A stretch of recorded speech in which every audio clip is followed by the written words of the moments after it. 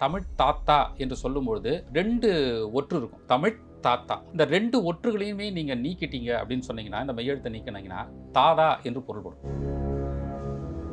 இவருடைய தமிழ்ச் சேவையை பாராட்டி, நாங்க இனிமேல் உங்கள வந்து தமிழ் தாத்தா என்று அழைக்கலாம் அப்படின்னு நான் நினைக்கிறேன் அப்படின்னு அது சொல்றாரு. அந்த தமிழ் தாத்தாங்கிறதுக்கு 3 காரணங்கள வந்து கல்கி வந்து சூட்டுறார். முதல் காரணம் என்னன்னு கேட்டீங்கன்னா,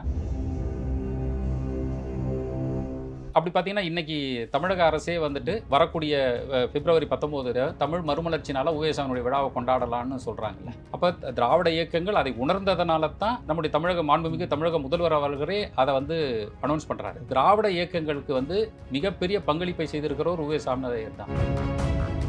திராவிட இயக்கங்களுக்கு அப்பாற்பட்டிருக்கக்கூடிய ஒரு பிராமண சமூகத்தில் பிறந்த ஒருத்தவர் தான் கொடுக்குறாரு. இதை இப்போ நான் என்ன கேட்குறேன்னா, சாமிநாதையர் போய் என் கட்டுரையை போடுன்னு அவர் சொன்னாரா? நீங்க தானே வந்து கேட்டு வாங்கிக்கிறீங்க. கொடுக்க முடியாத சமயத்தில் நீங்க தானே எடுத்து போட்டுக்கிறீங்க. அப்போ ஒரு ஆளுமை கொண்டாடப்படக்கூடியது அவருடைய வேலையாலே தவிர அவருடைய சாதியோ அவருடைய பிறப்பினுடைய அடிப்படையோ அவருடைய மத இன அடிப்படைகள் இல்லைங்கிறது என்னுடைய எல்லோருடைய எதிர்பார்ப்பிற்கும் மாறாக எனது உள்ளம் தமிழ் தாயினுடைய உள்ளத்திலே பதிந்து கிடந்தது. சமஸ்கிருதம், ஆங்கிலம், தெலுங்கு இவற்றில் ஒன்றேனும் என் மனம் பற்றவில்லை. அப்ப தமிழாகவே வாழணுங்கிறதுக்காக தன்னுடைய வாழ்க்கையை முற்றிலுமாக திறந்துகிட்டு வச்சுக்கிட்டு இருந்த ஒரு சாமிநாதையர்.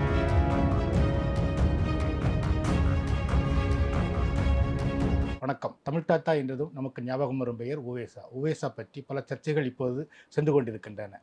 தமிழ் தாத்தா உவேசா மட்டும்தானா? தமிழ் தாத்தா என்று உவேசாவை சொல்வது சரியா? உவேசா சாதி உணர்வுடன் செயல்பட்டார் என்று ஒரு சர்ச்சை போய் கொண்டிருக்கிறது.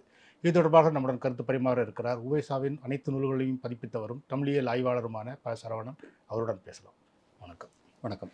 முதல்ல வந்து இன்றைய தலைமுறைக்கு உவேசா பற்றி ஒரு அறிவுப்படுத்துகிற மாதிரி, உவேசானா யார்? உவேசா அப்படின்னு சொன்னாலே நமக்கு தமிழ் தாத்தா. தமிழ் தாத்தா அப்படின்னா உவேசா அப்படிங்கிறது நமக்கு சின்ன வயசுலேருந்தே சொல்லப்பட்டிருக்கக்கூடிய ஒரு விஷயம். இது சொல்லப்பட்டதுன்னா அது ஏதோ நமக்கு கற்பிதமாக யாரோ சொல்லியிருக்கிறாங்க அப்படிங்கிறதெல்லாம் இல்லை. ஏன் இதை வந்து கற்பிதம் இல்லை அப்படின்னு நான் சொல்கிறேன்னா, இது நிஜம். ஏன்னா உவேசாவினுடைய அனைத்து எழுத்துக்களையும் பெரும்பாலும் வாசித்தவன் என்ற அடிப்படையில் அந்த உணர்வுல இருந்து நான் இதை வந்து சொல்கிறக்கூடிய நிலைப்பாட்டில் இருக்கேன். இப்போ நாம் போட்டுக்கிற மாதிரி வந்துட்டு முன்னால் ஒரு அடைமொழிகளெல்லாம் கொடுத்துட்டு தன்னுடைய பேரை வந்து தாங்களாக பிரபலப்படுத்திக்கிற மாதிரி உவேசா ஒரு காலத்துலேயும் தன்னை தமிழ் தாத்தான்னு சொல்லுன்னு அவர் சொன்னதே கிடையாது. அதை சொல்லவும் இல்லை. இந்த பட்டப்பெயரை கொடுத்ததே வந்து கல்கி தான் கொடுக்குறாரு. கல்கி உங்களுக்கு தெரியும், ரா. கிருஷ்ணமூர்த்தி, பொன்னியின் செல்வன்லாம் எழுதின கல்கி தான் இந்த பெயரையே வந்து அழைக்கிறார். அது ஒரு சுவாரஸ்யமான ஒரு நிகழ்வு. உவேசாவினுடைய சதாபிஷேக நிகழ்வு வருகிறது 80வது இது. அந்த சமயத்தில் சென்னை பல்கலைக்கழகத்தில் ஜெனட் மண்டபத்தில் அதுக்கு ஒரு விழா எடுக்கணும்னு முடிவு பண்ணுறாங்க. பேராசிரியர் வையாபுரி பிள்ளை உள்ளிட்டவர்களெல்லாம் குழு தலைவர்களாக வைத்து ஒரு விழாவை வந்து எடுக்கிறதுக்கு முயற்சி செய்கிறாங்க. கல்கி, ரா. கிருஷ்ணமூர்த்தி விகடனில் வேலை செஞ்சுட்டு இருக்கார், ஆனந்த விகடனில். அப்போ ஒரு 3 கடிதங்கள் மாதிரி அவர் எழுதுகிறார். இந்த மாதிரி இந்த சதாபிஷேக விழாவுக்கு வந்து நீங்கள் எல்லாரும் வரணும் அப்படிங்கிறத வந்து விகடன் சார்பாக சொல்கிற மாதிரி, விகடனே அழைக்கிற மாதிரி அந்த லெட்டரை வந்து எழுதியிருப்பார். இவருடைய தமிழ்ச் சேவையை பாராட்டி, நாங்கள் இனிமேல் உங்களை வந்து தமிழ் தாத்தா என்று அழைக்கலாம் அப்படின்னு நான் நினைக்கிறேன் அப்படின்னு அது சொல்கிறார். அந்த தமிழ் தாத்தாங்கிறதுக்கு 3 காரணங்களை வந்து கல்கி வந்து சூட்டுறார்.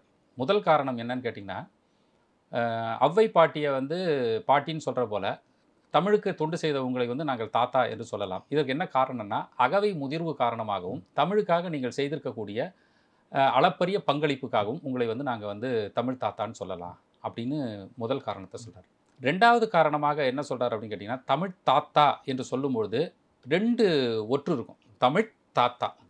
இந்த 2 ஒற்றுகளையுமே நீங்கள் நீக்கிட்டீங்க அப்படின்னு சொன்னீங்கன்னா, இந்த மெய்யெழுத்தை நீக்கினீங்கன்னா தாதா என்று பொருள்படும். இப்போ தாதானா இன்றைக்கி சொல்கிற மாதிரி நம்ம வந்து அவர் பெரிய தாதாடா அப்படிங்கிற அர்த்தத்தில், தாதானா வள்ளல் என்று பொருள். இப்போ நீங்கள் வந்து மிகப்பெரிய ஒரு வள்ளல். என்ன வள்ளல் அப்படின்னா, தமிழுக்காக செய்திருக்கக்கூடிய மிகப்பெரிய வள்ளல். தமிழுக்கு நிறைய வேலைகளை நீங்கள் செஞ்சு கொடுத்துருக்கக்கூடிய வள்ளல். எனவே இந்த பேர் உங்களுக்கு கண்டிப்பாக பொருந்தும் அப்படிங்கிறத 2வது காரணமாக சொல்கிறார். 3வதாக ஒரு காரணம் சொல்லுவார். ருசி கண்ட பூனை வந்து உரிதாவும். உரியை விட்டு விட்டு விட்டு போயிட்டே இருக்கும். அப்படி இருக்கும்போது பூனை ஒரு இடத்துல வந்து இருக்காது. இப்போ நீங்களும் என்ன பண்ணுறீங்கன்னா, சோடி தேடுவதிலிருந்து மற்ற எல்லா இடத்துலையுமே நீங்கள் என்ன பண்ணால், ஒரு இடத்துல இந்த ருசி இருக்குது, அந்த இடத்துல அந்த ருசி இருக்குதுன்னு தமிழ் ருசியை அறிஞ்சு நீங்கள் எல்லாருக்கும் கொடுத்துட்டே இருக்கிறீங்க. அப்போது ருசி கண்ட பூனை வந்து உரியை தாவுவதைப் போல தமிழினுடைய ருசியை கண்ட நீங்களும் ஒரு இடத்துலேருந்து இன்னொரு இடத்திற்கு சோடிகளை தேடுவதற்காக தாண்டி போயிட்டே இருக்கிறதுனாலே நீங்களை வந்து நாங்கள் என்ன பண்ணுவோம், தமிழ் தாத்தா என்பதைப் போல தமிழ் தாத்தா என்று சொல்லலாம்னு சொல்லிட்டு இந்த 3 காரணங்களை வந்து கல்கி முன்வைக்கிறார். இது எல்லாத்த விட ஒரு பியூட்டி வந்து சொல்லுவார் கல்கி வந்து. அது என்னவோ தெரியல, உங்களை டாக்டர்னு சொல்கிறதோ, மகோபாத்தியாயின்னு சொல்கிறதோ, தாட்சிணியாத்திய கலாநிதினு சொல்கிறதோ, இதையெல்லாம் காட்டிலும் இவெல்லாம் வாயிலே நுழைய மாட்டேங்குது.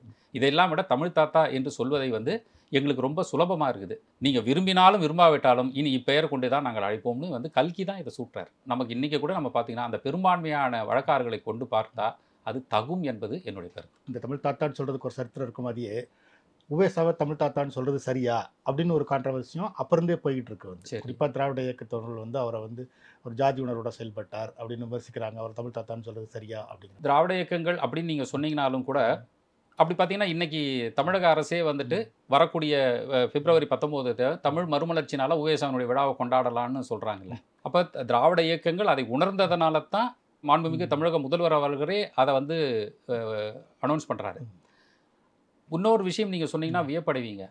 திராவிட இயக்கங்களுக்கு வந்து மிகப்பெரிய பங்களிப்பை செய்திருக்கிறவர் உவே சாமிநாதையர் தான். பட்டி தொட்டி எங்கும் புறநானூற்றை கொண்டு சேர்த்தது, பட்டி தொட்டி எங்கும் சிலப்பதிகாரத்தை கொண்டு சேர்த்தது. இதில் திராவிட இயக்கங்களினுடைய பங்களிப்பு ரொம்ப முக்கியம். திராவிட இயக்கங்கள் எங்கெல்லாம் வந்து மேடைதோறும் பேசுகிறாங்களோ அங்கெல்லாம் வந்து புறநானூற்றையும் சிலப்பதிகாரத்தையும் மேற்கோள் காமிக்காமல் பேசவே மாட்டாங்க. வீரத்தாயினுடைய விஷயங்கள், அப்புறம் கனக விசையினுடைய முடிதலை நெறித்தது, இப்படி எல்லாருடைய தமிழரினுடைய ஐடென்டிட்டியாக இந்த 2 நூல்களை 50-60களில் எங்கேயும் வந்து பேசுனதை நீங்கள் பார்த்துக்க முடியும். புறநானூற்றில் இருக்கக்கூடிய மேற்கோள்களையும் சிலப்பதிகாரத்தில் இருக்கக்கூடிய மேற்கோள்களையும் திராவிட இயக்கங்கள் நன்கு பயன்படுத்தி கொண்டன அப்படிங்கிறது வரலாறு. இதை யார் செய்து கொடுத்தா? திராவிட இயக்கங்களுக்கு அப்பாற்பட்டிருக்கக்கூடிய ஒரு பிராமண சமூகத்தில் பிறந்த ஒருத்தவர் தான் கொடுக்குறார். அதுவும் செம்மையான பதிப்பாக கொடுத்துருக்கிறார். சீனிவாசாச்சாரியார் போன்றவர்கள் எல்லாரும் வந்து சிலப்பதிகாரத்தை முதல்ல பதிப்பிச்சு கொடுத்துருக்காங்க, இல்லைன்னு சொல்ல முடியாது. உவேசாவுக்கு முன்னாலே பல மணிமேகலை அதே மாதிரி வந்து நீங்கள் பார்த்தீங்க அப்படின்னு சொன்னீங்கன்னாக்கா திருமயிலை சண்முகம் பிள்ளை பதிப்பிச்சு கொடுத்துருக்காரு. ஆனால் என்ன முக்கியன்றதை நீங்கள் பார்க்கணும் அப்படின்னா இவற்றிற்குமான இந்த பதிப்பு நுட்பங்களில் இரண்டுத்திற்குமான பாரதூரங்கள் ரொம்ப அதிகம். நீங்கள் சீனிவாசாச்சாரியாருடைய சிலப்பதிகாரத்தையும் பாருங்கள், இவங்க சாமிநாதையருடைய சிலப்பதிகாரத்தையும் நீங்கள் பாருங்கள், அவருடைய மணிமேகலையும் பாருங்கள், இவரையும் பாருங்கள். இந்த பதிப்பு அப்படின்னு நீங்கள் வருது அப்படின்னு சொன்னால் ஒரு செம்மையான ஒரு பதிப்பை கொடுத்ததில் உவேசாவினுடைய பதிப்புக்கு நிற்கிறாங்க நீங்கள் வேறு ஒன்று சொல்லவே முடியாது. அப்போ நம்ம ஆட்கள் உடனே சொல்லுவாங்க இதெல்லாம் குதர்க்கமான கேள்விகளாக. இப்போ சீவைத்தா வந்து இல்லையா, ஆறுமுக நாவலர் இல்லையா அப்படிங்கிறதையும் நம்ம ஆட்கள் வந்து கேட்டுகிட்டே இருப்பாங்க. நம்ம இல்லைன்னு சொல்ல முடியாது. ஒருத்தவங்களுக்கு இருந்தது என்னவோ அதுதான் இருந்தது. இப்போ சீவக சிந்தாமணியை வந்து பதிப்பிக்கக்கூடிய காலகட்டங்களில் சாமிநாதையருக்கு வந்து என்ன வயசு இருந்தது அப்படின்னு கேட்டிங்கனாக்கா கல்லூரி 22 வயசுலேயே முடித்து வேணுவனலிங்க விலாச புராண சிறப்புங்கிறத வந்து பதிப்பிச்சுட்டு ஒரு பதிப்பினுடைய மறுமலர்ச்சியில் தொடங்குவதற்கான காலகட்டத்தில் கும்பகோணம் கல்லூரியில் போனதுக்கப்புறம் தான் வராரு.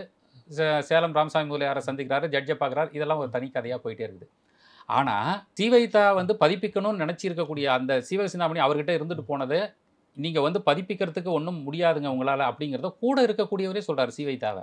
அப்போ எந்த அளவுக்கு இவர் அதுக்குள்ளார துவைந்திருப்பார் அப்படிங்கிறத நீங்கள் அவருடைய என்சரித்திரத்தில் கம்ப்ளீட்டாக பார்த்துக்க முடியும். சரிங்க, இன்னொரு கேள்வியும் வந்து துணை கேள்வியாக வந்து இங்கே தமிழ் சூழலில் ஓடிட்டு இருக்கிறது. ஆறுமுக நாவலர் தமிழ் தாத்தா இல்லையா, அவர் தான் தமிழ் தாத்தாவை வந்திருக்கணும் அப்படின்லாம் சொல்லிங்க. இருந்திருக்கலாம். எப்போ இவர் என்ன பண்ணுறாரு, ஆறுமுக நாவலர் வந்து அவர் மிகப்பெரிய ஜாம்பவான், மிகப்பெரிய தமிழுக்கும் சைவத்திற்குமாக ஆற்றிய பங்கை யாரும் வந்து குறைச்சி மதிப்பிடவே முடியாது. இன்னும் சொல்ல போனீங்கன்னா உவேசாவே அந்த அளவுக்கு அவருக்கு மேலே மரியாதையோடு கொண்டிருக்கக்கூடியது. ஏன்னா அவர் மடம் சார்ந்த நபர். திருவாவடுதுறை மடத்தில் நாவலருங்கிற பட்டத்தை கொடுத்ததுனால ஆறுமுக நாவலர் மீது அவருக்கு அளப்பரிய மரியாதை அதெல்லாம் இருந்தது.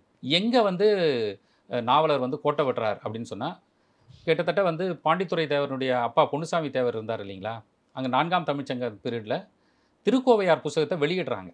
இவருடைய நாவலருடைய பதிப்பை அவங்க தான் வெளியிடுறாங்க. அப்படி நாவலருடைய பதிப்பை வெளியிடக்கூடியதில் பின்னால் வந்து ஒரு பெரிய ஒரு இனி வெளிவர இருக்கக்கூடிய நூல்கள் அப்படின்னு சொல்லிட்டு ஒரு விளம்பரம் வந்து போட்டிருப்பார்.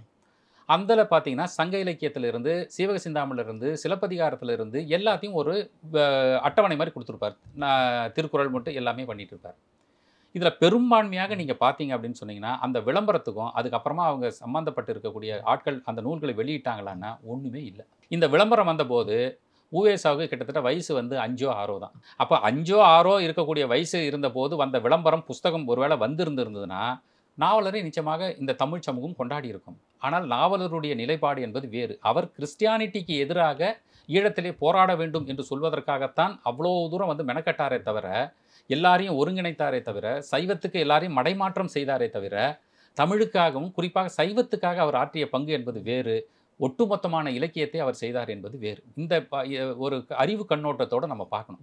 ஒட்டுமொத்தமாக நீங்கள் வந்து நாவலரை கொண்டாடணும்னோ அல்லது உவேசாவை தூக்கி போடணும் அப்படிங்கிறதெல்லாம் இல்லை. அவங்கவுங்க எந்தெந்த வேலையை செய்திருக்கிறாங்க அப்படிங்கிறத நீங்கள் பாருங்கள். நாவலர் பெருமான் வந்து கொடுத்துருக்கக்கூடிய பட்டியலில் ஏதேனும் ஒன்றையாவது அவர் வந்து சங்க இலக்கியத்தில் வெளியிட்டிருக்காருன்னா கிடையாது. இவ்வளோ ஏன் சீவக சிந்தாமணியை இவர் மடத்தில் இருக்கக்கூடியதை எடுத்து பதிப்பிக்கிற சமயத்தில் பின்னால் வந்து சொல்லும்பொழுது எல்லாரும் ஐந்தெழுத்தாளாகிய ஒரு வாடை என்று சொல்லக்கூடிய சமஸ்கிருதத்துக்காக இருக்கக்கூடிய விஷயங்களை விட்டுவிட்டு நீ தமிழையோ சங்க இலக்கியத்தையோ எல்லாம் படிக்காத, தமிழை மட்டுமே வந்து குறிப்பாக சமய இலக்கியங்களே வந்து படி. சாமிநாதையர் மடத்திலேயே இருந்த போதும் கூட சமண இலக்கியத்தை பதிப்பிச்சது தப்பு. இப்படியெல்லாம் வந்து எதிர்நிலைகள் வந்து இருந்தது. ஆனால் அவங்க சொல்லும் போது என்ன அப்படின்னு பார்த்தீங்க அப்படின்னு சொன்னால், தமிழுக்காக இதை நாங்கள் படிக்கிறோம். ஏன்னா ஒரு பெரிய பிரபஞ்ச கடலை எனக்கு இந்த புஸ்தகம் காட்டியதுன்னு சாமிநாதையர் எழுதியிருப்பார். அப்போ அதுக்குள்ளார எவ்வளோ விஷயங்கள் வந்து இதை ட்ராவல் பண்ண முடியும் அப்படிங்கிறதுக்கு அந்த தமிழ் சுவைக்காகவே இதை நாங்கள் படிக்கலாமே அப்படிங்கிறது தான் அவருடைய நிலைப்பாடாக இருந்தது. எல்லா புத்தகத்தையுமே வந்து அவர் ஒரு தமிழாக தான் பார்த்தார். தெரிஞ்சோ தெரியாமலையோ என்னுடைய மனசு வந்து தமிழுக்குள்ளவே ஒட்டிக்கிச்சு அப்படின்லாம் எழுதுறாரு. எல்லோருடைய எதிர்பார்ப்பிற்கும் மாறாக எனது உள்ளம் தமிழ்த்தாயினுடைய உள்ளத்திலே பதிந்து கிடந்தது. சமஸ்கிருதம், ஆங்கிலம், தெலுங்கு இவற்றில் ஒன்றேனும் என் மனம் பற்றவில்லை. தெலுங்கு வந்து இசை சார்ந்த விஷயங்கள் என்னுடைய பாரம்பரியமான விஷயமாகத்தான் இருந்தாலும் கூட, என் தகப்பனாருக்கு இதனால் கௌரவத்தை உண்டாகி இருந்தாலும் கூட எனக்கு கொஞ்சமாவது அது மேலே வந்து ஒரு பற்று இருந்தது. ஆனாலும் கூட என்னுடைய மனதை தமிழே பிடித்து கொண்டிருந்தது. என்னுடைய உள்ளத்தில் தமிழ் சிகரம் என உயர்ந்து இருந்தது. சங்கீதம் அதன் ஒரு மூலையில் இருந்தது. ஆனால் அந்த சிறிய இடத்தை கூட கவர்ந்து கொள்வதற்கு தமிழ் காத்திருந்ததுன்னு எழுதுவார். அப்போ தமிழாகவே வாழணுங்கிறதுக்காக தன்னுடைய வாழ்க்கையை முற்றிலுமாக திறந்துக்கிட்டு வச்சுக்கிட்டு இருந்த ஒரு சாமிநாதையர். அவர் ஆங்கிலம் படிக்க சொல்கிறாங்க, சமஸ்கிருதம் படிக்க சொல்கிறாங்க, எதுலேயுமே அவருக்கு நாட்டம். இதெல்லாம் அவருடைய எண் சரித்திரத்தில் நீங்கள் படிச்சிங்கன்னா தெரியும்.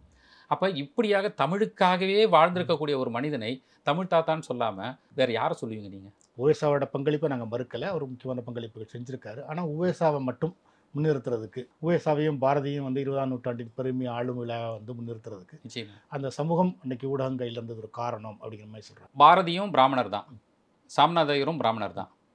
ஆனால் சாமிநாதையர் மேலே பதிந்து இருக்கக்கூடிய அவ்வளோ பெரிய வெளிச்சம் பாரதி வாழ்ந்த காலத்தில் அவன் மேலே இருந்துச்சா? ஜாதி பிரதர்ஷனம் தானே பண்ணாங்க. அப்போ பிராமண சமூகம் என்று சொல்வதற்காகவே ஒருவனை தூக்கி பிடிக்கிறதுங்கிறதோ, பிராமண சமூகம் இல்லாதவர்கள்ங்கிறதுனாலேயே வந்து அவங்கள வந்து வெளிச்சம் போட்டு காமிக்கல அப்படிங்கிறதையோ சொல்ல முடியாது. பிராமணர்கள் கையில் மட்டுமே தான் பத்திரிகை பெரும்பாலும் இருந்திருக்கலாம், இல்லைன்னு சொல்ல முடியாது. அப்போ நான் பிராமணாக இருக்கக்கூடியவங்ககிட்ட யார்கிட்டையுமே இல்லை. இப்போ சித்தாந்தம் போன்ற பத்திரிகைகள்லாம் மிகப்பெரிய ஜாம்பவானாக இருக்கக்கூடியவர்கள்ட்டெல்லாம் இருந்துச்சு. ஆனந்த போதினி வந்து முனிசாமி நாயுடுகிட்ட இருந்துச்சு. அப்போ அவங்களுமே ஒரு பத்திரிகை நடத்தக்கூடிய இடங்கள்லையோ மற்றவங்களும் இருக்கும் பொழுது அவர்கள் வந்து நான் பிராமணாக இருக்கிறவங்கள வந்து எல்லாருமே தூக்கி பிடிச்சிருக்கலாமே, ஏன் பண்ணலை? வேலை யார் செய்கிறாங்களோ அவர்களை ஊடகங்கள் பயன்படுத்தி கொண்டன. அப்போ வேலை செய்கிறவனை முன்னிறுத்துறது அப்படிங்கிறத இருந்துச்சு.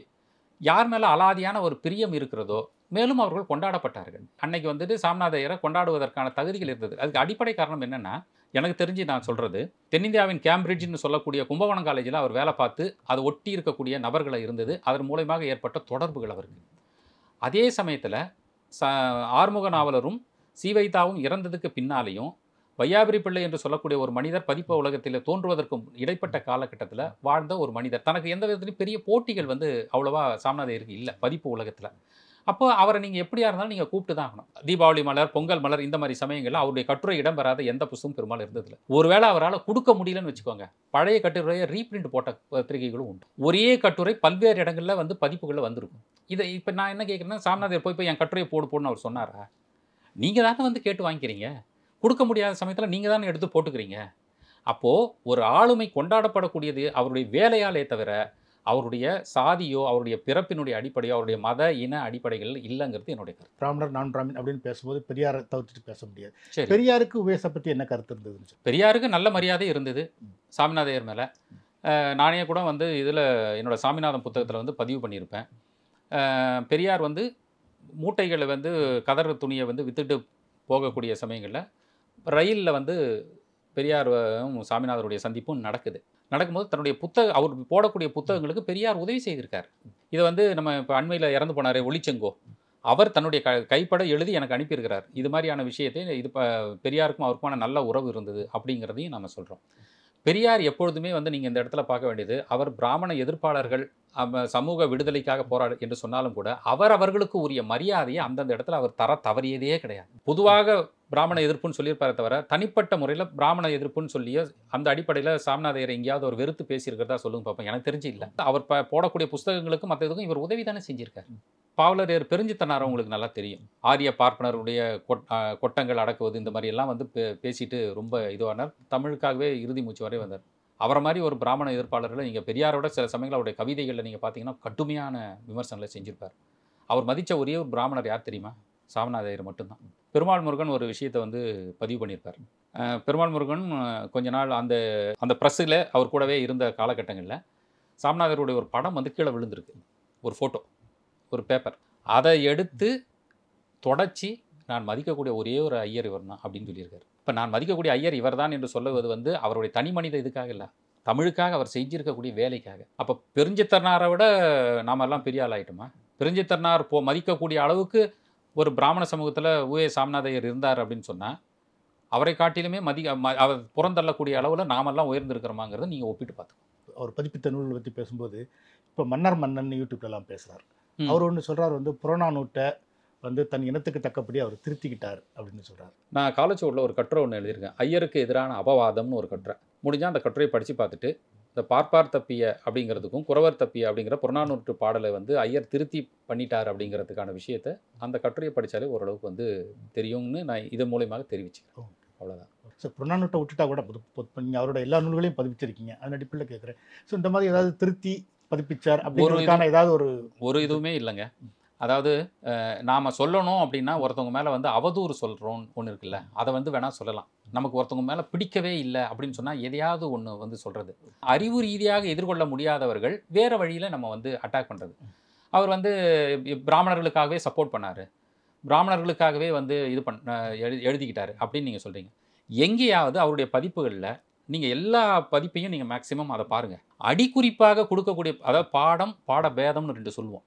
பாடம் என்று சொல்லக்கூடியது ஆக்சுவல் டெக்ஸ்ட், பாடபேதம் என்று சொல்வது அதுக்கான ஈக்குவலாக இருக்கக்கூடிய இன்னொரு டெக்ஸ்ட். சில சமயங்களில் அடிக்குறிப்பாக வந்து பாடபேதமாக கொடுத்துருக்கக்கூடியது பாடத்துக்கே பொருந்தும். ஆனால் சாமிநாதர் அதை செய்ய மாட்டார். குறிப்புகள் என்ன எழுதுவார்னு கேட்டிங்கன்னா, பாடபேதமாக காட்டப்பட்டிருக்கக்கூடிய இதையே பாடமாக கொள்ளலாம் என்றாலும் மூலத்தில் என்னவாக இருந்ததோ அதையே நான் பதிப்பித்திருக்கிறேன்னு எழுதுவார். அதோட துணையாக இன்னொன்று என்ன எழுதுவார்னா, இதில் சீவகசிந்தாமணி எழுதிப்பார், அழுக்கை துலக்குவது என்பது வேறு, அங்கத்தை மாற்றுவது என்பது வேறு. ஒரு உருவம் இருக்குதுன்னா நீ அழுக்க மட்டும் தேய்ச்சி குளிப்பாட்டு, இந்த வலது கையில் வந்து இருக்கிறத மோதிரத்தை கொண்டு போய் இடது கையில் நான் போடலாம், இடது கையில் இருக்கிறத வலது கையில் போட்டால் கொஞ்சம் அழகாக இருக்கும் அப்படிங்கிற வேலையெல்லாம் நான் பண்ணுறது கிடையாது. ஆசிட்டிஸ் என்ன இருந்துச்சோ அதைத்தான் நான் பண்ணியிருக்கிறேன் தவிர வீர இதையும் நான் பண்ணதில்லைன்னு சொல்கிறார். விளங்கா மேற்கோள் அகராதிலாம் கொடுப்பார். சின்ன புஸ்தகமாக இருந்தாலும் சரி, பெரிய புஸ்தகமாக இருந்தாலும் சரி, பின்னால் நீங்கள் ஒரு பெரிய அட்டவணையை நீங்கள் பார்க்கலாம். எதிர்காலத்தில் விளங்கும் என்று நம்புகிறேன்னு எழுதுவார். ஏன் அவராக ஒன்று இட்டுக்கட்டி பண்ணக்கூடாதா?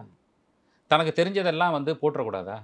கேப் எங்கேயா? இப்போ நீங்கள் அவர் பதிப்பிச்ச பல விஷயங்கள், இப்போ பதிபாடல் நீங்கள் எடுத்துக்கிட்டிங்கன்னா கூட பார்த்தீங்கன்னா அவர் தான் பதிப்பிச்சு கொடுக்குறாரு.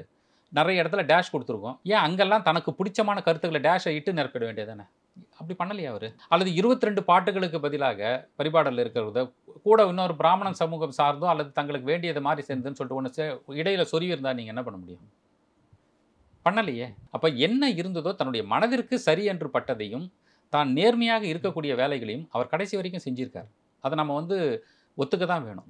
எங்கே வந்து சில சமயங்களில் வந்து அவர் மீறுவார்னா பதிப்பு ரீதியில் சொல்லலை, கொள்கை ரீதியில் நீங்கள் சொல்லுவார். இதை எப்படி கூட சொல்லுவாங்க, அவர் வந்து இப்போ எங்கேயாவது பார்த்தீங்கன்னாக்கா பிராமண தன்மையிலே பேசுவார், போஜனம் ஆயிற்றா என்றெல்லாம் கேட்பார்னு சொல்லுவார்.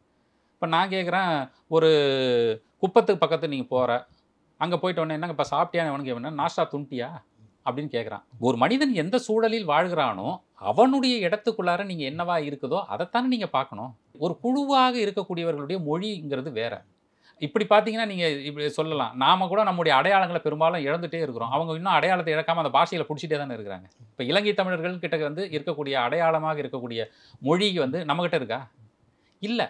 அப்போ ஒரு சமூகம் தங்களுடைய அடையாளங்களை இழந்து விடக்கூடாது. ஏன்னா இப்போ அவங்களுடைய எண்ணிக்கை வந்து பார்த்தீங்கன்னா அந்த காலத்தில் சொல்லும்போது பார்த்தீங்கன்னா 3% இருக்கிறவங்க தான் இத்தனை % ஆள்றாங்கலாம் நீங்கள் சொல்லுவீங்க. அந்த 3% இருக்கிறவங்களே இருக்கட்டுமே, அந்த மொழியை அவன் விடாமல் பிடிச்சி வச்சிருக்கான் அப்படின்னு நம்ம எடுத்துக்கணும். அவர்கிட்ட இருக்கக்கூடிய நல்லதுகள் எதுங்கிறதே நம்ம பெரும்பாலும் பார்க்கணும். அவன் ஒரு முக்கியமாக வைக்கிறது என்னென்னா, அவர் இந்த திருச்சி வானொலியில் பேசும்போது அந்த தமிழர் மரபுங்கிற தலைப்பில் பேசும்போது அதை சொல்கிறதா போஜனம் ஆயிட்டா அப்படின்னு. அது என்ன சொல்கிறாருன்னா, குறிப்பிட்ட ஒரு உயர் ஜாதியை சார்ந்தவர் பேசும்போது போஜனம் ஆயிட்டான்னு கேட்கணும், அதே இது இன்னொருத்தர் பேசும்போது சாப்பிட்டாச்சான்னு கேட்கலாம் அப்படி ஒரு இது சொல்கிறாங்க. அது செந்தமிழ் செல்வியில் வந்திருக்கு. ஆமாம், அது கூட வந்து பார்த்தீங்க அப்படின்னு சொன்னீங்கன்னாக்கா அவர் நேரடியாக போய் கூட அந்த கட்டுரையை வந்து படிக்கலாம். அவருக்கு அன்றைக்கி போய் வானொலியில் உரையாற்ற முடியாமல் அது வேற ஒருத்தவங்க தான் வந்து வாசித்து கொடுத்துருப்பாங்க. அது அந்த இதையும் நான் படிச்சிருக்கேன். அதாவது ஏன் வந்து அதை உயர்ந்தவர்களுக்கும் மத்தியிலும் மற்றவங்களுக்கும் இது பண்ணுறோன்னு கேட்குறேன்னா, இவர் மடத்தை சார்ந்து படித்தவருங்க. அப்போ நீங்கள் அவர்கிட்ட இருக்கக்கூடிய ஒழுக்கங்களையும் மற்ற இதையும் நீங்கள் எப்படி இன்றைக்கும் நீங்கள் சரி இவ்வளோ பேசுகிறோங்க, இந்த செகண்ட் எடுத்துக்கோங்க, நீங்களோ நானோ ஒரு மடாதிபதி முன் போய் எப்படிங்க நிற்போம்? கைகட்டி வாய் பொத்தி நிற்கிறீங்களா இல்லையா? அவர் அந்த காலத்தில் சுப்பிரமணிய தேசிகருக்கு நிகராக ஒரு மடாதிபதி கூட இன்னைக்கு பெருசாக வந்து புலமையில் இருக்கிறாங்களான்னு எனக்கு ஒன்றும் தெரியல. அங்கொன்றும் இங்கொன்றுமாக புலமையில் இருக்கிறவர்கள் இருப்பாங்க. அது எந்த மடாதிபதியாக கூட இருக்கட்டும். சுப்பிரமணிய தேசிகருக்கு நிகராகவோ அல்லது அவர்களுக்கு முற்பட்டு இருந்தக்கூடிய அந்த பரம்பரையில் இருக்கக்கூடிய மடாதிபதிகளுக்கு நிகரான புலமைத்துவம் வாய்ந்தவர்கள் இன்றைக்கு இருக்கிறாங்களா? இல்லை. அப்படி இருக்கக்கூடிய ஆட்களுக்கிட்ட இருந்தாலும் கூட நம்ம போய் எப்படி நிற்கிறோம்? அது ஒரு சம்பிரதாயம். அந்த சம்பிரதாயத்தினுடைய அடிப்படையில் நீங்கள் பெரியவங்க கிட்ட போகும்போது கையை இப்படி பணிவாக வைப்பது, அல்லது அவர்களுக்கு உட்கார்ந்துருக்கும் போது நீங்கள் கீழே உட்காருவது, எல்லாத்தையும் பார்க்குறோம். அது காஞ்சி மடமாக சங்கர மடமாக இருந்தாலும் சரி, நம்முடைய திருவாவடுதுறை திருப்பனந்தாள் மடமாக இருந்தாலும் சரி, மடத்துக்குன்னு ஒரு சம்பிரதாயம் இருக்கும். அப்போ மடம் சார்ந்து படித்திருக்கக்கூடிய ஒரு மனிதர்கிட்ட நீங்கள் வேறு என்ன எதிர்பார்க்க முடியும்?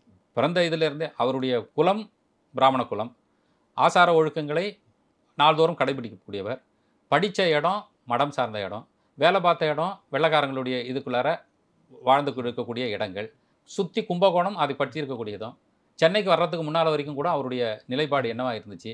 இப்படி இருக்கக்கூடிய ஒரு மனிதர்கிட்ட அவருடைய வாழ்வியல் முறையே இப்படி தான் இருந்துச்சுன்னாக்கா அவர்கிட்ட நீங்கள் வேறு என்ன எதிர்பார்க்க முடியும்? அப்போ அவர் வாழ்ந்த வாழ்க்கைக்குள்ளார இதெல்லாம் இப்போ இருக்கணும், இதெல்லாம் இருக்கக்கூடாதுன்னு நீங்கள் எப்படி எதிர்பார்க்குறீங்க? அதுவே முதல்ல தப்பு இல்லையா? இப்போ நான் வந்து இன்றைக்கி தமிழ் சார்ந்து ஒரு புத்தகம் பதிப்பிக்கிறேன், இந்த வேலைகளை செஞ்சுட்டு இருக்கிறேன் அப்படின்னு சொன்னால், இன்றைக்கி சமூகத்தில் நடக்கக்கூடிய பிற வேலைகளை எல்லாத்தையும் சரவணன் ஏன் தட்டி கேட்கல அப்படின்னு இன்னொரு ஒரு 10 ஆண்டுகள் 20 ஆண்டுகள் கழித்து கேட்டால் எப்படி ஒரு முட்டாள்தனமான ஒரு கேள்வியாக இருக்குமோ அப்படி தான் இது இருக்குன்றது நான் நினைக்கிறேன். அவர் வந்து எந்த வேலைக்கு நான் இன்னும் கேட்குறேன், சாமிநாத ஐயரை இன்றைக்கும் நாம் எதற்காக கொண்டாடுகிறோம்? அவருடைய தமிழ் சார்ந்த வேலைக்காக மட்டும்தான் கொண்டாடுறோம். அவருடைய சமூகம் சார்ந்த வேலைக்கு நம்ம கொண்டாடல. அது அவருடைய வேலையும் இல்லை. அவருடைய என் சரித்திரத்தை நீங்கள் முழுக்க நீங்கள் படித்து பார்த்தீங்கன்னா கூட பார்த்தீங்க, தமிழ் பதிப்புலகம் மற்ற விஷயங்கள் என்னவா இருந்துச்சு, தான் என்னவா இருந்தாங்கிறத பாரு. அது பேர் தான் என் சரித்திரமாக இருக்குமே தவிர 20ஆம் நூற்றாண்டினுடைய தமிழ் வரலாறு அதுக்குள்ளே இருக்கும். மீனாட்சி சுந்தரமல்லியினுடைய வரலாறையும் உவேசாவுடைய வரலாறையும் நீங்கள் பார்த்தீங்கன்னா தமிழ் சமூகத்தினுடைய வரலாறாக இருக்குமே தவிர தனிப்பட்ட மனிதனுடைய வரலாறாக அது இருக்கவே இருக்காது. அப்போது அதுக்குள்ளே நீங்கள் சமூக நிகழ்வுகளெல்லாம் நீங்கள் பார்த்துட்டு இருக்கக்கூடாது. அப்படி இருந்து கூட 1, 2 எழுதுவார். நான் பிறந்த இந்த சமயத்தில் தான் வந்து ட்ரெயின் விட்டாங்க, ட்ரெயினில் வந்து சனாதனிகள் ஏறக்கூடாதுன்னு சொன்னாங்க. இதெல்லாம் இடைப்பெறவர்களாக வந்து சொல்லிட்டு போவார். அப்போ சமூக நிகழ்வுகளை அவர் சுட்டி காட்ட தவறிட்டார், அந்த விஷயத்தை பற்றி பேசலை, இந்த விஷயத்தை பேசினா உங்களுக்கு பிடிச்சதை எல்லாத்தையும் அதுக்குள்ளே தேடணுங்கிறது ஒன்றும் கிடையாதுங்க. அவருக்கு என்ன தோணுச்சோ, அவர் என்னவா வாழ்ந்தாரோ அதைத்தான் நீங்கள் வந்து பார்க்கணுமே தவிர இல்லாததெல்லாம் ஏன் இல்லைன்றலாம் கேள்வி கேட்டு. உவேசா வந்து அந்த பிராமண ஜாதி உணர்வோடு இருந்தாரா இல்லையா அப்படிங்கிறதுக்கு இப்போ வந்து ஒரு சீமான் ஒன்று பேசுனதுக்கு பதிலாக வந்து ஒரு இதை சோசியல் மீடியாலெலாம் போட்டுட்ருக்காங்க. கமுதி கோயில் நுழைவு வழக்கில் வந்து நாடார்கள் வந்து கோயிலுக்குள்ளே நுழைஞ்சது வந்து சாஸ்திர விரோதம் அப்படின்னு சாட்சி சொன்னார் அப்படின்னு சொல்கிறாங்க. அது உண்மை? அது என்ன நடந்துச்சு? நான் இதை வந்து அரசியலுக்குள்ளார நான் போக விரும்பலைங்க. ஆனால் பொதுவான ஒரு கருத்து, இப்போ மற்றவங்க என்ன சொன்னாங்க, அந்த தலைவர் என்ன சொன்னார், அரசியல் சார்ந்து நான் பேசக்கூடாது, பேசவும் மாட்டேன். அது எனக்கு முக்கியமும் இல்லை. ஆனால் என்ன அப்படின்னு பார்த்தீங்கன்னா, பொதுவாக அந்த கோயில் சார்ந்த விஷயத்துக்கு மட்டும் நான் ஒரு பதில் சொல்லணும்னு நினைக்கிறேன். ராமநாதபுரம் சமஸ்தானத்தை ஒட்டி இருக்கக்கூடிய மதுரை மாவட்டம் அந்த இதுக்குள்ளே தான் கமுதிங்கிற ஒரு இது, அங்கே சோமசுந்தரேஸ்வரருடைய ஆலயம். அது வந்து யாருடைய கண்ட்ரோலில் இருக்குதுன்னா, பாண்டித்துரை தேவர் ஒட்டி இருக்கக்கூடிய பாஸ்கர சேதுபதி இவங்களுடைய கண்ட்ரோலுக்குள்ளே இருக்குது. சொல்லப்போனால் பாஸ்கர சேதுபதி தான் அதுக்கு அறங்காவலர் குழு தலைவராகவும் அந்த சமஸ்தானத்துக்கு உரிய கோயில் அது. அறங்காவலர் குழு தலைவரும் அவர் தான். அப்போ என்ன நடக்குதுன்னு கேட்டிங்கன்னா, நாடார் சமூகத்தைச் சேர்ந்தவர்களும் கோயிலுக்குள்ளார வரணும் அப்படின்றது ஒரு எழுச்சி வந்து வருகிறது. இது முத்துக்குட்டி சுவாமிகள் என்று சொல்லக்கூடிய வைகுண்ட சுவாமிகளினுடைய எழுச்சியாக அந்த காலகட்டத்தில் அது பார்க்கப்பட்டது. அப்போது உள்ளுக்கு நுழையாமல் இருக்கிறதுக்கு என்ன பண்ணுறோம் அப்படிங்கிறதுக்காக அது ஒரு கலவரமாக மாறக்கூடிய சூழல் வந்து வருகிறது. அந்த சூழலை வந்து கட்டுப்படுத்துவதற்கு இப்போ டி வரதராவ் என்று சொல்லக்கூடிய ஜட்ஜி வந்து சில விஷயங்களை என்ன பண்ணலான்னு யோசிக்கிறார். அப்படி யோசிக்கக்கூடிய சமயத்தில் சம்மன் அனுப்பி சில பேரை வந்து வர வச்சு அதுக்கான தரவுகள் எப்படி இருக்கும், எந்த அடிப்படையில் தீர்ப்பு சொல்லலான்னு அந்த ஜட்ஜி வந்து பண்ணுறார். இப்போ சாமிநாத ஐயர் நேரடியாக போய் சாட்சி சொல்கிறதுக்காக போகலை. நான் கூட அமுத சுரபியில் வந்து சாமிநாத ஐயரின் சாட்சியங்கள்னு ஒரு கட்டுரை எழுதுனா 3 இடத்துல அவர் எப்படி சாட்சி சொல்லியிருப்பார்னு வெவ்வேறு நிகழ்வுகளை வந்து பதிவு பண்ணியிருப்பார் 2016களில். அதில் இந்த கமுதி கோயிலுக்குன்னு சொல்லும்பொழுது பார்த்திங்கன்னா, ஜட்ஜி தான் வந்து சம்மன் அனுப்பி அவருடைய கருத்துக்களை கேட்கிறாரே தவிர நாடார்களுக்கு எதிராக அவர் போய் எங்கேயுமே சாட்சி சொல்கிறதுக்காக போகல. இன்னொரு ஃபேக்ட் தெரியுமா உங்களுக்கு? இது வந்து உரிமையியல் வழக்கு அப்படிங்கிற பிரிவின் கீழ் தான். உரிமையியல் வழக்கு 30 ப்ரொசீஜர்ஸ் படி தான் இந்த வழக்கையே வந்து நடத்துகிறாங்க. அப்படி நடத்தக்கூடிய சமயத்தில் 1899 சட்ட அந்த காலகட்டத்தினுடைய இதுக்குள்ளார வரும்பொழுது என்னவாக இருந்துச்சு அப்படின்னு பார்த்தீங்க அப்படின்னா, சாமிநாத ஐயர் மட்டும் பிராமணாக இருந்து அதுக்குள்ளார போய் சாட்சி சொல்ல போகலை. இவருடைய நிலைப்பாடு, இவர் எந்த இடத்துல இருக்குன்னா கிட்டத்தட்ட 50வது இடத்துல தான் இவர் வந்து சாட்சியே சொல்கிறாரு. இவருக்கு முன்னாலேயே பிராமணர்கள் 2 பேர் இருக்காங்க. 1 இன்னொன்று பார்த்தீங்கன்னா முஸ்லீம்கள் 2 பேர் இருக்காங்க அதில். பின்னால் வந்து ஸ்மார்த்த பிராமணர்கள் வேறு பேர் 2 பேர்லாம் இருக்கிறாங்க. அப்போ ஒரே ஒரு பிராமணராக இருந்து இவர் தான் போய் சாட்சி சொல்லி யாரும் நாடார்கள் உள்ளேயே போயிடக்கூடாதுன்னு சொல்லிட்டாரா? அப்படி ஒன்றுமே இல்லை. அப்போ முஸ்லீம்களுடைய கருத்துக்கள் என்னன்னு கண்டறியப்பட்டுச்சு. இவருக்கு முன்னால் இருக்கக்கூடிய பிராமணர்கள் என்னவா இருந்தாங்கன்னு சொல்லிப்பட்டுச்சு. இவர் தமிழை படிச்சு இருக்கக்கூடிய தமிழறிஞராக இருக்கிறாரு. சேது சமஸ்தானத்தோட கொஞ்சம் தொடர்புடையவராக இருக்கிறாரு. பாண்டித்துரை தேவர், பொன்னுசாமி தேவர் இவங்களுக்கெல்லாம் வந்து அந்த கட்டத்தில் இருந்துட்டு இருக்காருங்கிறதுனால இவருடைய நிலைப்பாடும் சொல்லப்பட்டது. சொல்லப்போனால் ராஜா வந்து எப்பா எனக்காக கொஞ்சம் வந்து சொல்லணும் சொல்லியிருக்கலாம். அப்படியும் வந்து இப்போ நண்பர்களுக்காக போகக்கூடியது. இவரை வந்து ஆனால் நியாயப்படி அழைச்சது வந்து பார்த்தீங்கன்னாக்கா கோர்ட்டே சம்மன் அனுப்பி நீங்கள் வந்து உங்களுடைய இது என்னன்னு சொல்லுங்கன்னு சொல்கிறார். அங்கே கூட வந்து என்ன பண்ணுறாருன்னா பின்னால் வந்து கீவாஜா போன்றவர்கள்லாம் அதை பதிவு பண்ணியிருப்பாங்க. நாடார்களுடைய குலாசாரங்கள், அவர்களுடைய பக்தி இவற்றையெல்லாம் உயர்வாகத்தான் ஐயர் பதிவு பண்ணியிருக்காருன்னு எழுதியிருப்பார். அப்போ இதை எல்லாத்தையும் உயர்வாக சொல்லிட்டோம். ஒன்றே ஒன்று அந்த இடத்துல ஏன் வந்து சாமிநாத ஐயர் எதிர்நிலையிலேயே அன்னைக்கு காலகட்டத்தோடு நின்று இருப்பார் என்று சொன்னால் இயல்பாகவே அவருக்குள்ளே இருக்கக்கூடிய ஒரு சனாதனத்தன்மம் இருந்திருக்கும். ஏன்னா அவருடைய பிறப்பும் ஒழுக்கம் சார்ந்தும் அவருடைய வளர்ப்பு முறை இருந்துச்சு. அதை நம்ம தப்புன்னு சொல்ல முடியாது. தமிழ் சார்ந்து படித்தவன்றதுனால எனக்கு ஒன்று என்ன தோணுச்சுன்னா மரபு நிலை திரியின் பிரிதாகும்னு ஒரு தொல்காப்பிய நூற்பாவன் வரும். அப்போ மரபு மாறிச்சு, மரபு மீறப்படும் பொழுது கலகங்கள் பிறக்கக்கூடியதற்கான சூழல் இருக்கிறதுனால அன்றைக்கு அந்த கலகங்கள் நடைபெறாமல் இருந்தால் நல்லதுன்னு ஒரு சாதாரண ஒரு மனிதர் நினச்சிருக்க கூடும். அப்போ தனக்கு எது பட்டுச்சோ மனசில் அதை அவர் சொல்கிறார். அப்போது நாடார்களுக்கு எதிராக அவர் வந்து செயல்பட்டாருன்னோ, நாடார்களுக்கு எதிராக இப்போ பால் நாடார் போன்றவர்கள்லாம் பிற்காலத்தில் இருக்கும்போது பதிப்புகள் மற்ற விஷயங்கள் எல்லாம் சொல்கிறார். WP சவுந்தரபாண்டிய நாடாருக்கும் சாமிநாத ஐயர் இந்த மாதிரியான தொடர்பு உள்ளவர்கள்லாம் இருந்திருக்கிறாங்க. அப்போ படிப்பு ரீதியாக எல்லாரும் ஒரே இடத்துக்குள்ளார ஒரு மாதிரி இருந்து தான் இருந்திருக்கிறாங்க. இதெல்லாம் என்னன்னாக்கா ஒருத்தவங்க மேலே அபவாதம் சொல்லக்கூடியது இருக்குதுல்ல, அது எதிர்நிலையில் திருப்பக்கூடியதுன்னு ஒன்று இருக்குல்ல, அந்த மாதிரியான ஒரு வேலையாக தான் இதெல்லாம் நம்ம பார்க்கணும். அவர் சாட்சி சொன்னார். சாட்சி சொன்னதுனாக்கா இவங்க கோயிலுக்குள்ளவே வரக்கூடாதுங்கிற சாட்சிக்காக இவர் போய் இட்டு கட்டிட்டு போய் நின்று இல்லாத பொல்லாததெல்லாம் சொல்ல. கோர்ட்டு கூப்பிடுது, கோர்ட்டுக்காக அவர் வராரு. இவர் மட்டுமே இல்லை, இவர் வந்து ராஜா பக்கம் நிற்கிறாரு. எதிர்நிலையில் இருக்கிறவங்களையும் பிராமணர்கள் பல பேர் இருக்காங்க. இவங்க உள்ளே வரலாம்னு சொல்லக்கூடியதும் இருக்கிறாங்க. அங்கே கலகங்கள் எதுவும் அந்த நேரத்தில் சமஸ்தானத்துக்குள்ள நிகழ்ந்துடக்கூடாது. தன்னுடைய எப்படி சொல்கிறது, தனக்காக பல்வேறு விஷயங்களை உதவி செஞ்சுருக்கக்கூடிய ஒரு சமஸ்தானத்துக்குள்ளார எந்த கலவரமும் வந்துடக்கூடாதுங்கிறதுல தனக்கு தெரிந்ததை என்னங்கிறத மரபு நிலை மீறாமல், மரபுனா என்ன வரணும் இல்லை, முற்காலத்தில் என்னவாக இருந்ததோ அது அப்படியே பின்பற்றப்படுவது தான் மரபு. அந்த மரபு மாறிடக்கூடாது, கலகங்கள் ஒன்று பண்ணிடக்கூடாதுங்கிறதுக்காக அவர் தனக்கு தெரிஞ்சதை சொன்னாரே தவிர அதற்காகவே அவர் நாடார்களுக்கு எதிராக பெருசாக வந்து இருந்துட்டாருங்கன்னு சொல்கிறதுங்கிறதுலாம் ரொம்ப அபத்தம்.